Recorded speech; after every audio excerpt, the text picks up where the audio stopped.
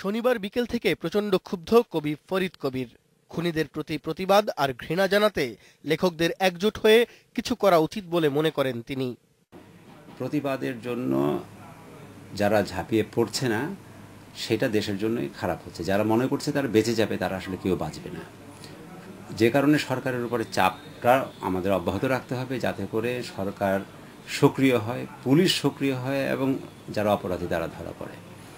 আমাদের সব লেভেলে, সেটা লেখকদের পক্ষ থেকে, সেটা সাধারণ মানুষের পক্ষ থেকে প্রতিবাদটা জারি রাখতে হবে। যুক্তিবাদী লেখক আহসান কবিরের প্রায় সব বই প্রকাশ করেছে শামসুল আরিফিন দীপনের প্রকাশনী সংস্থা জাগৃতি। এই মানুষটির এভাবে চলে যাওয়া মেনে নিতে পারছেন না কেউ। আমার কোনো এক উত্তরসূরি এই হত্যার প্রতিশোধ নেবে, আর আমি খুব দুঃখিত আজকে যে আমার লেখক জীবনের শুরুটা হয়েছিল ওর হাত ধরে।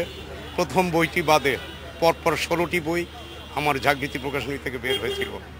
আমি আসলে এটি মেনে নিতে পারছি না। সাধারণ মানুষকে রাজনীতি থেকে, মত প্রকাশ থেকে কিংবা চিন্তা করা থেকে দূরে সরানোর জন্য এবং তাকে আতঙ্কিত করার জন্য আসলে এই ধরনের ঘটনাগুলো ঘটানো হচ্ছে। প্রকাশক রবিন আহসান শোকে কাঁদছেন দুদিন ধরে। ভীত মা তাকে বলেছেন এই ব্যবসা বাদ দিতে, নির্দেশ দিয়েছেন বাড়ি ফিরে যেতে। আমি থানা জিডি করছি, সবাই এরকম জিডির পর জিডিএস, কিন্তু পুলিশ প্রশাসন কোনো একটা ক্লু কাউকে গ্রেপ্তার করতে পারে না, কাউকে বিচার করতে পারে না একটা রাষ্ট্র।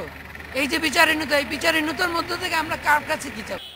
তবে খুনিদের কাছে মাথা নত করার পক্ষে নন কোনো লেখক প্রকাশকই। মুক্ত বুদ্ধির চর্চা থেকে সরে না এসে আরো বেশি বুদ্ধিবৃত্তিক চর্চা করে যেতে চান সবাই। শিমুল সালাহুদ্দিন, ইন্ডিপেন্ডেন্ট নিউজ, ঢাকা।